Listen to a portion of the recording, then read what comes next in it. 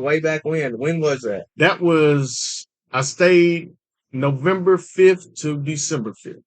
November 5th to December 5th, Yep. 2024. 2024. So it's been a while. You're one of our alumni now. Came back to just get grounded and kind of catch up with everybody today because you don't live too far off. So if you don't know who I'm talking about, Mr. Anthony over here, rocking and rolling, came through like he said last November, December, and come back today to get grounded. So I said, hey, the sun wasn't beaming down on our barn today, so it's still a little cool in the loft, and we could get up here and shoot a little pod, kind of catch up. And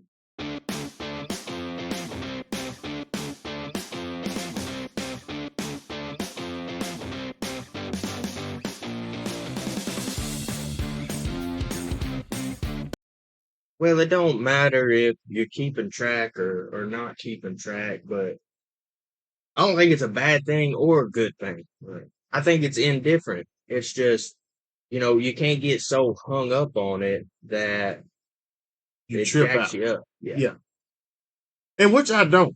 I don't anymore.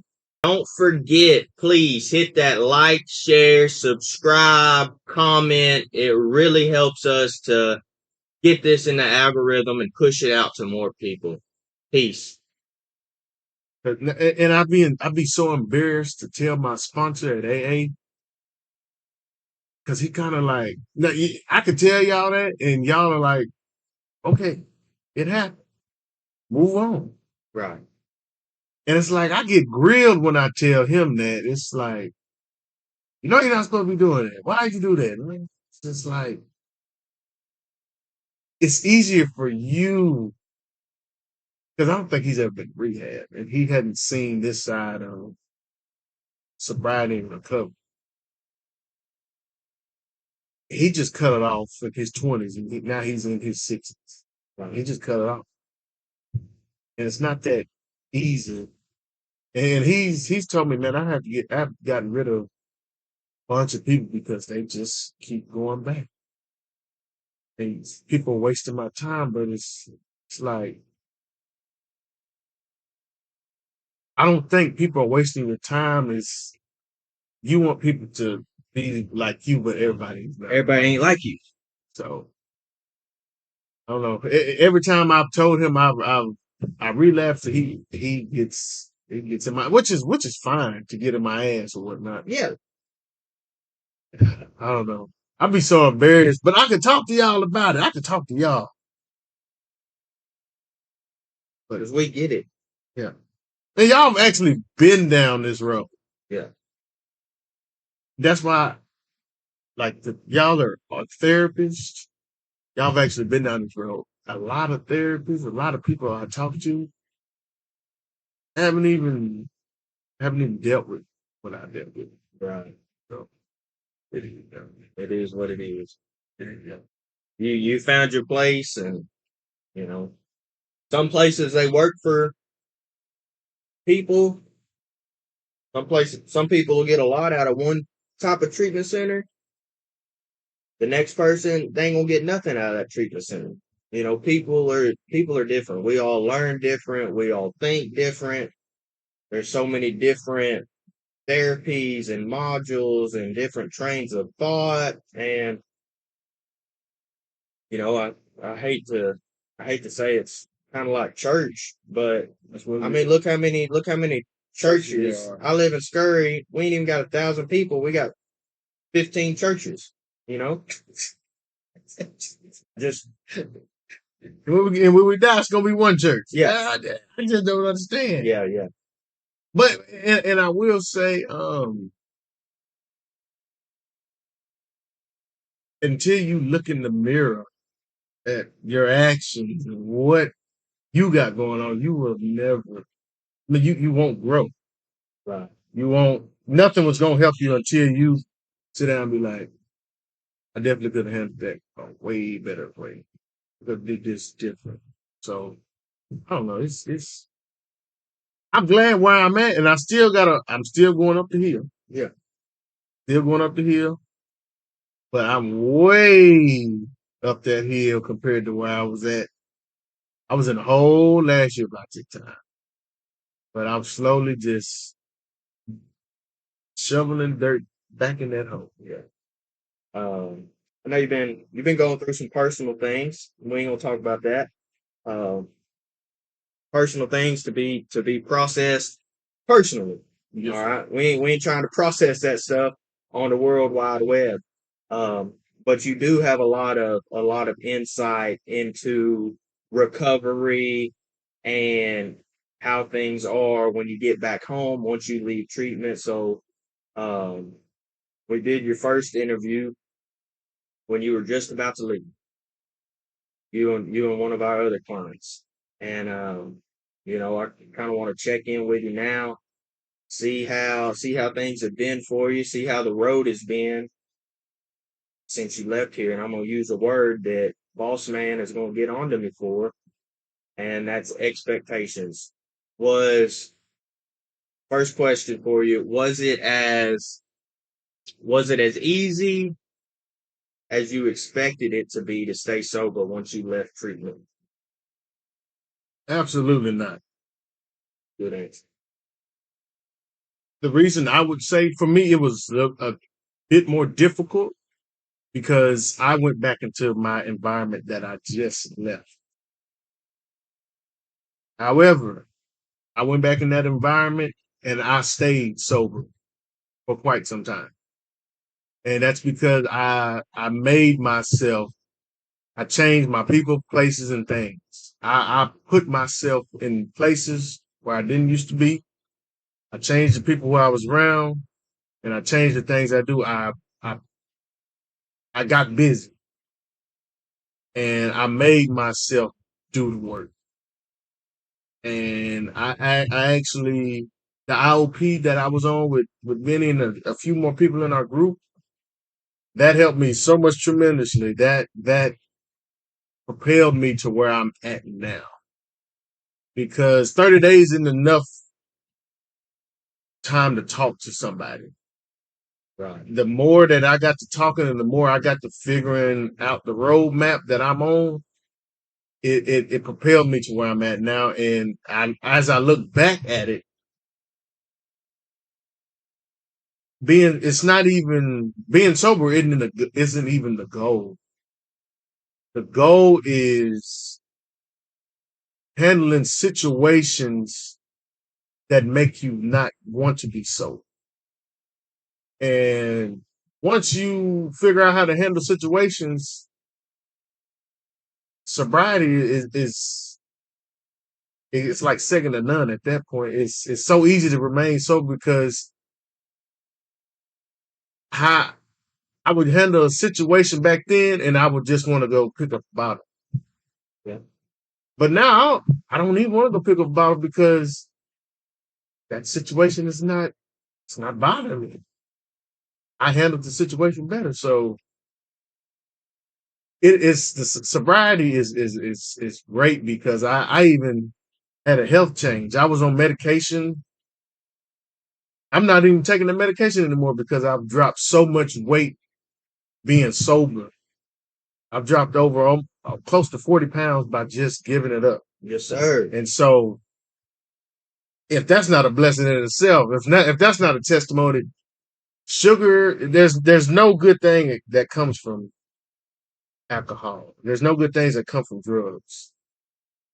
It's a saying that sad people do sad things. Right. Sad people use sex, drugs, and alcohol to help fill a void in a situation. And so once I stopped doing sad things, I became more happier just within myself. It made me feel good. So yeah. Right on. Right on. I was teaching a group this morning, and I was talking about how Benny brought it up yesterday in his one of his trauma groups and was talking about repetition. Yeah, we learn the same things, we go over the same things sometimes, but it's it's for our benefit. It's for the client's benefit to have these things in repetition. And then last night, funny how God works. Last night, got to church. Mason was preaching a message on Philippians 3:1, where Paul says to write the same things to you is no trouble to me and it's safe for you. And I was thinking, man, repetition. We need that. We need that repetition. And I was talking in group this morning about how we're all going to have peaks and valleys in life. You know, our goal is to, in the future, be on the peaks spend more time on the peaks than we do in the valleys. But no matter how long we're on that peak, you got to keep in mind that the valley's coming at some point. You're going to run into an old friend, old drinking buddy. Um, Something's going to happen at work. Something's going to happen in family. Something's going to happen with your friends. Something's going to happen, and you're going to hit one of them valley times in your life. When we get hit with them valleys, and valley times, that's when the things we learned in repetition, they come back to us more easily because we've been practicing and making a habit of it so long that it kind of becomes our first nature to, hey, oh, I'm going through this bad time right here. Let me go through my emotion wheel and see what I'm really feeling right now. Is this really anger? Or is this sadness? Is this anxiety? And those thoughts come back to us the longer we're in treatment and the longer we're sober and stay down the road. And I know that's something that you figured out on the outside. Like we're in lockup or something.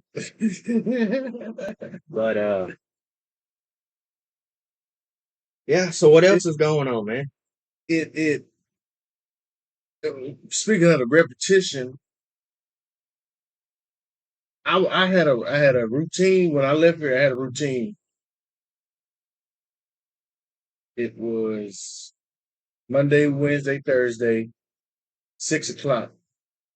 We were on IOP. Yeah. 12 o'clock, I was in a AA meeting. My 3 months went by. We got off IOP. I stopped going to AA. But the routine, I got laxed off of my routine. And this is a lot of work. Recovery, sobriety, it's a lot of work to do. No doubt. And once you get laxed, it's so easy to backspin once you get relaxed. Because I've done it. And but the thing is, if you don't want to stay there in your back spiral. Mm-hmm. Just like I'm finna go home and go to sleep. I have another 24 hours to get up and start over new. And so I came back today to get regrounded because it's a sense of hope here. There's a sense of somebody cares about you.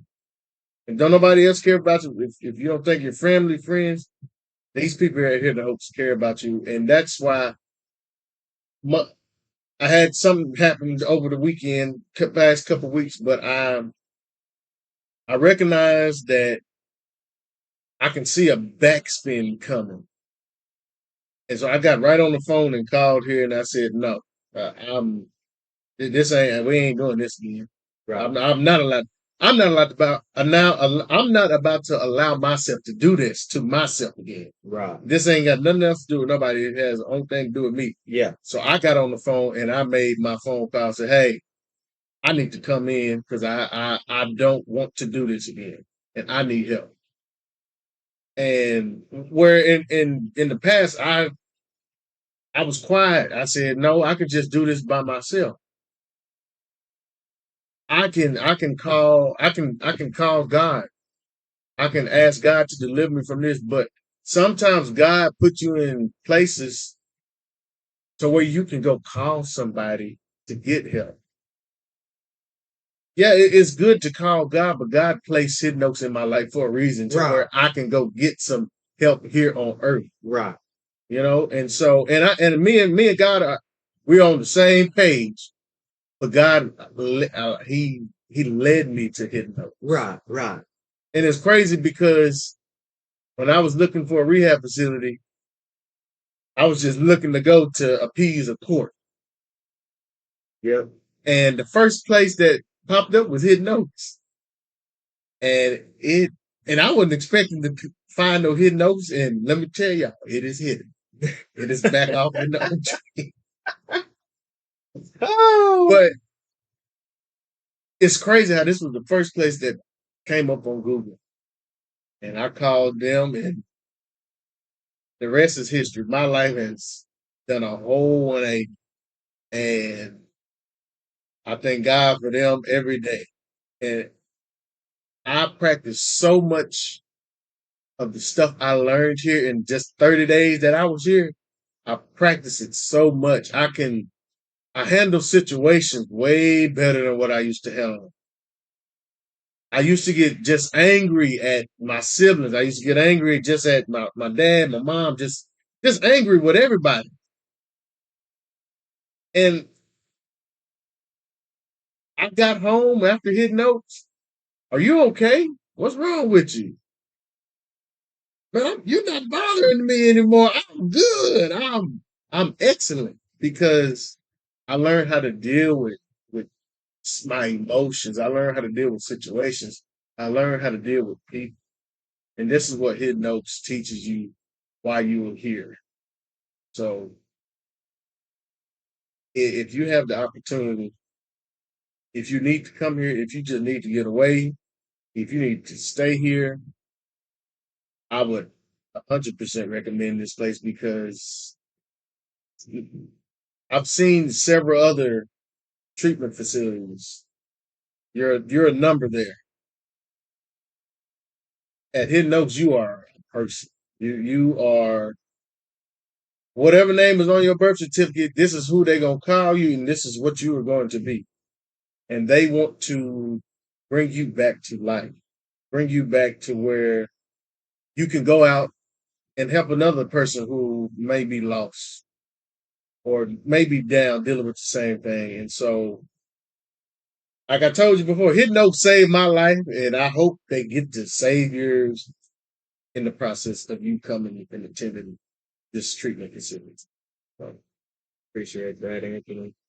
Um, so what have you been up to since last November? How's life? What's changed? So I've been going to work. Yeah. I enjoy my job. Hey. I have a clear mind. I have a clear mind. I was on blood pressure pills when I came here. My blood pressure has dropped so much because I've stopped stressing and worrying about situations. My doctor pulled me off of blood pressure pills 3 weeks ago. Okay. And like I said, I've lost almost 40 pounds. I look better. My skin is cleared up. A year ago this time, I was down in the dumps. And now I enjoy life.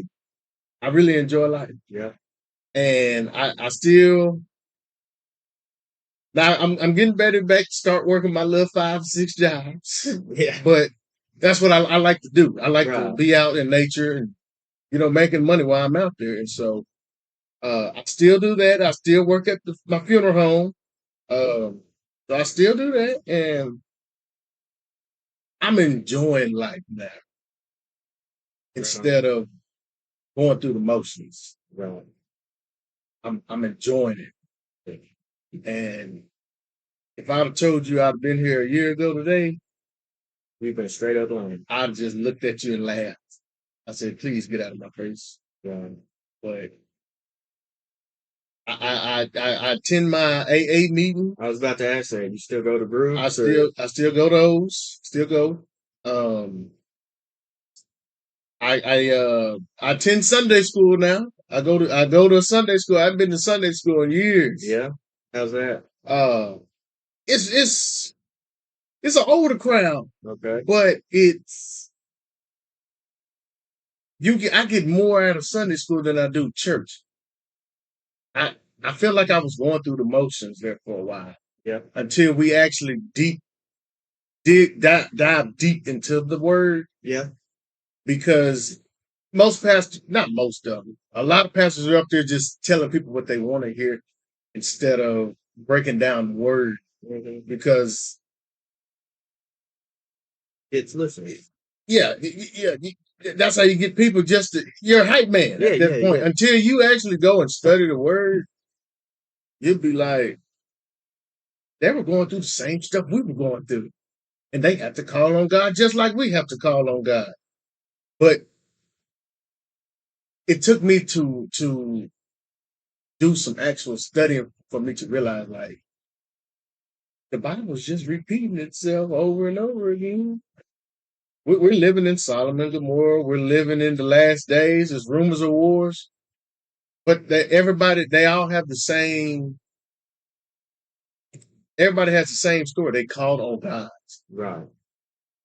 They called on God to deliver them, to help them. Yeah. And so I've been getting back into church very heavy because my higher power delivered me from my alcoholism. Yeah. And a lot of people say that ain't no higher power.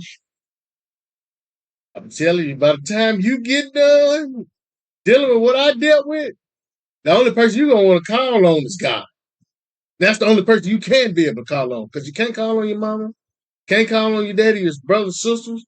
I can't call on Dalton or Vinny. I had to call on God to get me through this. So yeah, that's what I've been doing, man. Just living life and loving it. Living it and loving it. Man. And it's so beautiful. Not being balling, no ball and chain. None of that. And it's so beautiful because when we do pass away and we wake up in the morning, the meeting that we're gonna have, it's gonna be rejoice. Yeah, yeah, yeah. It's gonna Glorious. it's gonna be a meeting. And I Yeah. hope you be there, but because if you ain't, yeah, that's just on you. Right. Man. Uh And I'm about to start back refereeing too. there you go. Yeah. Be fun. Yeah. Move up down that court, that field now that That, you man, I'm gonna be moving too. yeah. I'm gonna keep up with them young cats. Yeah, there you go. Yep, and that'll give me something to do. It's Right. keep my mind clear, keep me busy. Right. You know, so Yeah. Being busy is good. Having a schedule is good. Filling up your downtime. Uh, one thing I always warn people to watch out for is don't be too rigorous with your scheduling, because then if you get tied up somewhere, if you miss something, you feel like you're letting yourself down, or you didn't reach your expectations. So don't be too rigorous. Don't be too rigorous with your scheduling, but have, maybe not an 8, 9, 10, 11, 12 hour by hour schedule, but, have your to-do list of things you need to get done for the day, and try to check them off as best you can. Just fill up that downtime. Like for me, I was, I'm like you. I enjoy working. Mhm. I enjoy labor.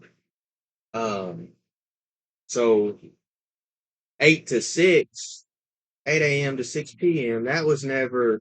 Yeah, I drank at work. I did some other stuff at work from time to time, but that was never the real danger zone. The danger zone was 6 o'clock to midnight. What you gonna be doing?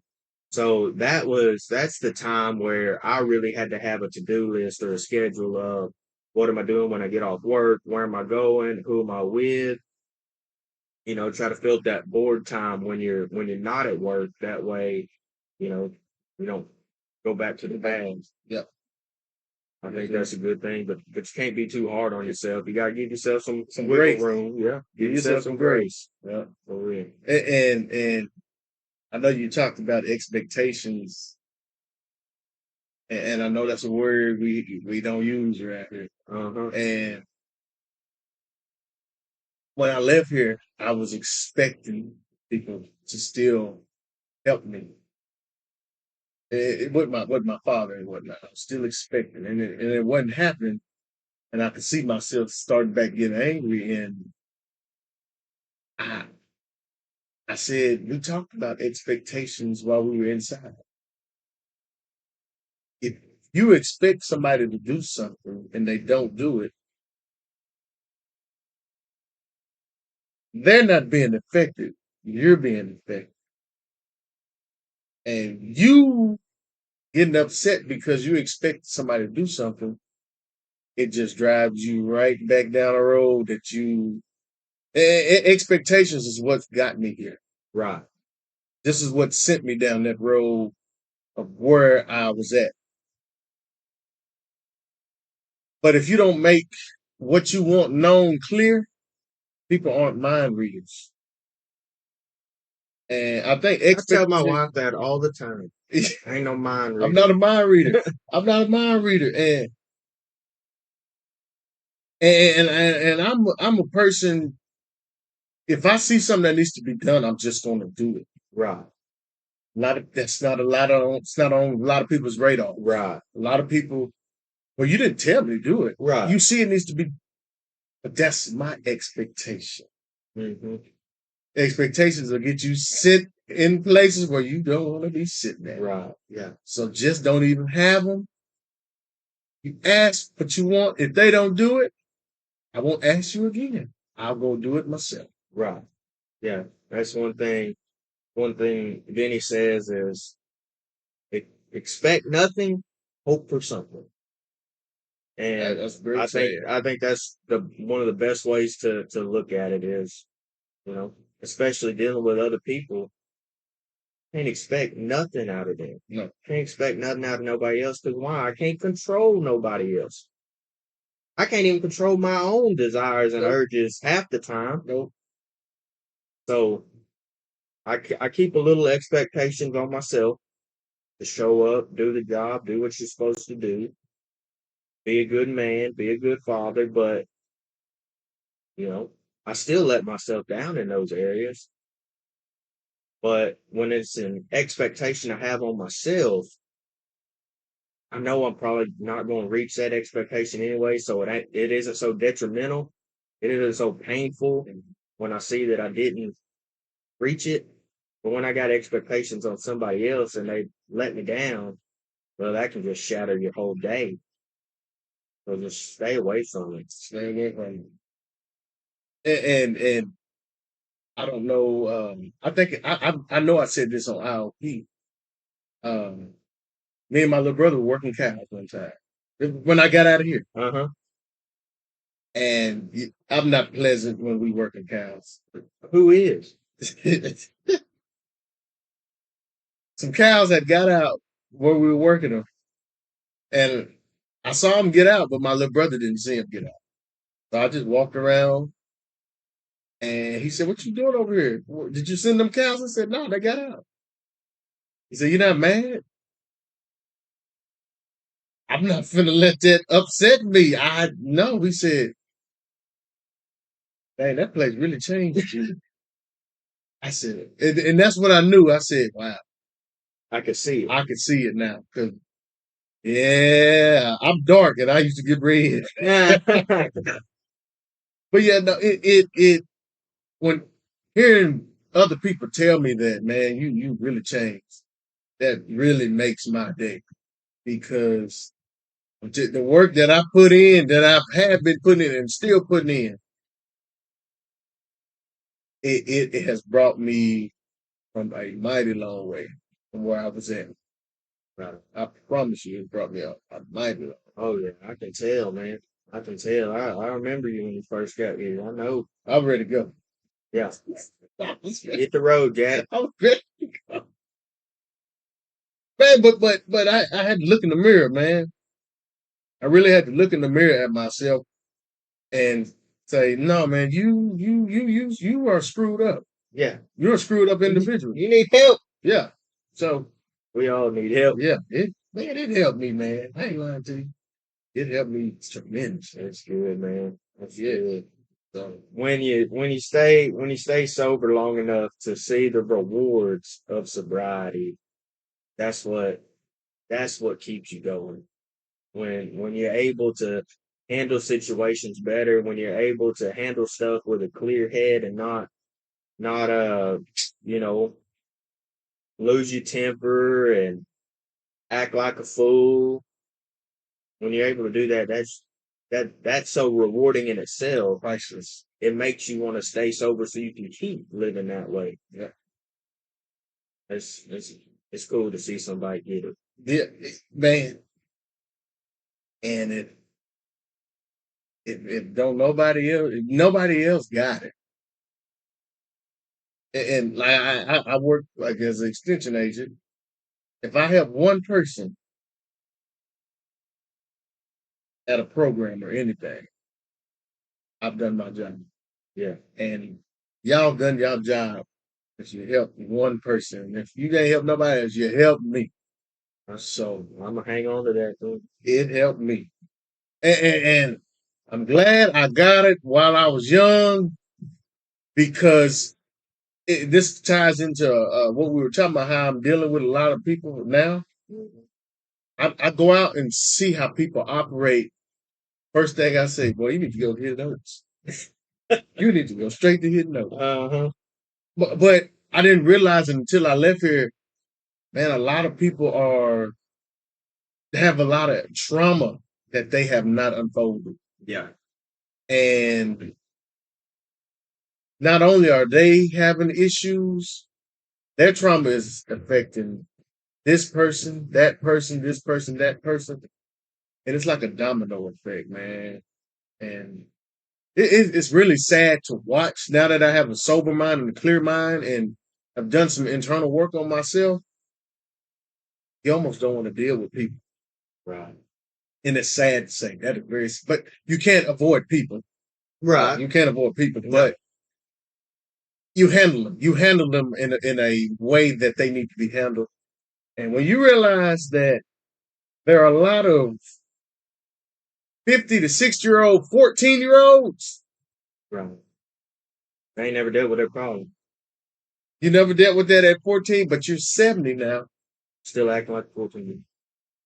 And when you recognize that, it's a different type of, I have to talk to this person as if they are a teenager. Right.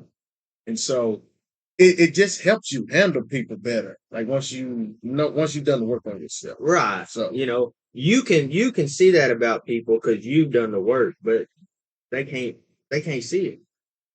I can't see it. No, not throwing shade on anybody else, but they don't know. They're ignorant to it because they can't see.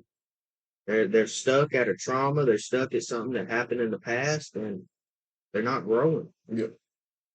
And I honestly have told people, man, you need to, look at, some therapy work or, just check in the rehab if your job can, if your insurance help you pay for it, check in the rehab for a little bit.